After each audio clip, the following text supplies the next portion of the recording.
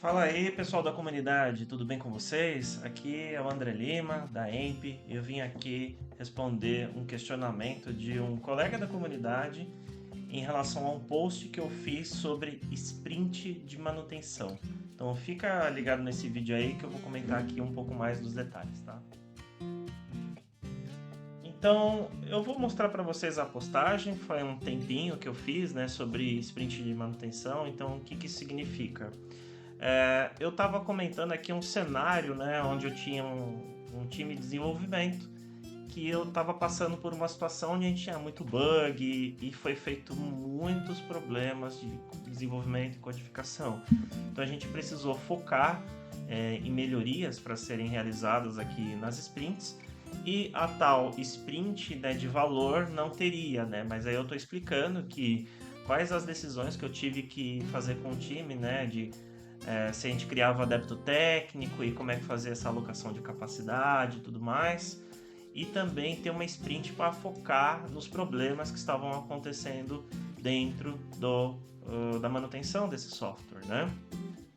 E aí, né, teve aqui alguns casos aqui que o pessoal comentou e tudo mais, e bem interessante. Eu gostei muito de um comentário aqui do Hendrisson Santos, onde ele perguntou mais detalhes, né? Ele falou aqui que tem aqui algo em 13 sistemas integrados, com prazo final aqui de dezembro de 24, demandas diárias que concorrem com o projeto e novas funcionalidades e trabalhando com sprint de 4 semanas, né? Bom, vamos lá. Então deixa eu só comentar rapidinho aqui.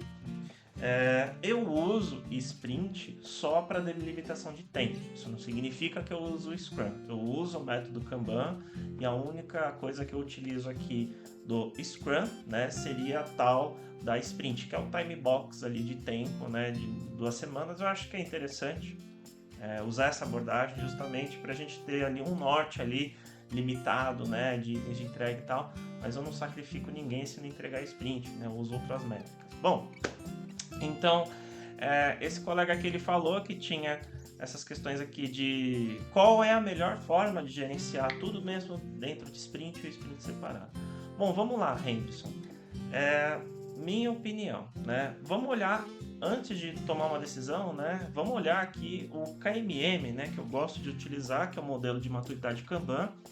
E aqui no modelo de maturidade Kanban, né? No KMM, tem até um exemplo aqui de um nível de maturidade no nível 4, né? A gente está falando de 0 a 6 aqui, onde você pode ter, né, dentro da sua sprint, o seu quadro Kanban, né? E você pode ter aqui algumas alocações de capacidade, de mudança de requisito, manutenção e defeitos de produção, como raias de serviço, que foi um comentário do Thiago Pereira, né, para usar sobre o método Kanban. Ele até sugeriu aqui flight levels, né? E aí o que acontece? Você tem que contar, né? Se você está usando sprint, eu acho 4 semanas muito grande, até para você fazer o controle. E se você observar, você tem aqui, desde o ponto de compromisso até o ponto de entrega, uma quantidade de itens, tá? Então a gente está falando aqui de alocação de capacidade, né? E aqui no exemplo está falando de 20. Então você pode fazer essa somatória, ver quantos itens em média tem dentro do seu ponto de compromisso até o ponto de entrega. No Scrum do definition of red ao definition of done, né? Onde fica os itens ali, a quantidade desses itens. Bom, depois que você descobriu essa quantidade de itens, você pode fazer uma alocação de capacidade. Então, dos 20 itens aqui, 12 foram mudanças de requisito, né? Então a gente está falando aqui de 60%, né? Manutenção 10% e defeitos de produção aqui está falando de 30%. Então você pode segregar por percentuais e você definir essas quantidades de itens dentro dessas raias de serviço para você fazer essa alocação de capacidade. Então você pode fazer isso no seu planejamento. É óbvio que tem várias técnicas aqui. Uma delas é você fazer essa segregação.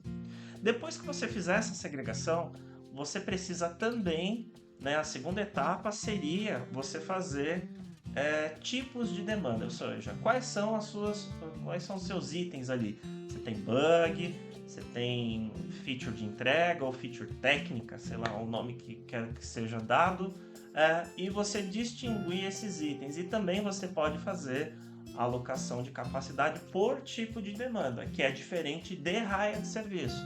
Então, o defeito de produção pode ser alguma coisa priorizada como um bug crítico, mas pode ser também um débito técnico, então você pode fazer isso. Bom, isso aqui é para o dia a dia, tá? Mas você pode também, se você quiser fazer, um planejamento, né? Que aí você pode falar de planning, por acaso, né? Ou no Kanban Replenishment Meeting, né? Onde você pode fazer o sequenciamento desses itens, quais são os predecessores e sucessores e dependências.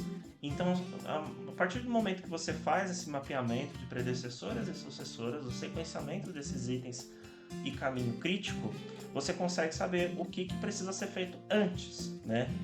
E também você consegue fazer evidências ali, né, dentro do seu backlog de itens que tem dependências externas, dependência interna, né? Então você seleciona ou tagueia esses itens com dependências. Então você pode, se você quiser, também colocar essas dependências e a gente fala quando ensina o método Kanban que quanto mais dependências, maior o lead time. Então geralmente a gente trata os itens com maior dependência primeiro, porque o que a gente faz? Resolve o que precisa ser feito da sua parte, você já cobra o seu fornecedor, enquanto você está cobrando o seu fornecedor, cai numa fila lá de atendimento, você vai fazendo as suas coisas ali, tá? Então, aqui, e daria para falar N coisas aqui, né, que dariam para fazer melhorias, né? Eu tô falando de sinalizações, eu tô falando de Age WIP, eu tô falando de lead time médio, você pode também ver o quanto de vazão você tem por sprint, dimensionar essa capacidade e definir aqui nos percentuais também, se você quiser, mas o que eu estou querendo trazer aqui você tem uma solução, você tem alternativas para você fazer dentro do seu cenário. Então, espero que esse vídeo curto aqui tenha ajudado você a entender um pouquinho mais aqui do potencial do método Kanban, que você pode usar dentro do Scrum, você pode usar em qualquer outro framework ou metodologia para evoluir as suas implementações, tá? Então, obrigado, né, pela sua atenção, obrigado por você assistir esse vídeo, compartilha se você achou interessante esse conteúdo para outros colegas, outros amigos que também estão enfrentando esse problema e compartilhe aqui também esse perfil para mais informações, tá bom? Então, obrigado pessoal, até mais!